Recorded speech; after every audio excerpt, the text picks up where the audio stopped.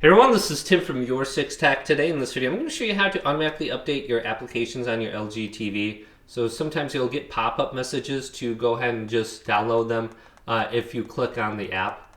So another way that you can do it in one easy sweep, just to update everything, is go over to the left and go to apps right here.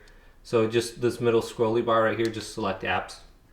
And then under the App Store, in the top right, we just want to go ahead and select the three little dots. So I'll open this up, and this is a little bit slow for me, just cruising here. So let's go to the three little dots in the top right, select this, and go to App Update.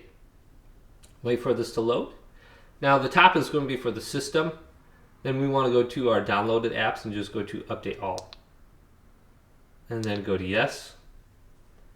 And this should update them. You can see Prime Video's updating. We got Netflix under here, and LG Fitness, whatever that is. So we can just update this all, or you can just manually select them too and go to Yes. So instead of just finding out whether or not you need to update anything, you just come to the section and just go to Update All, and you should be good to go.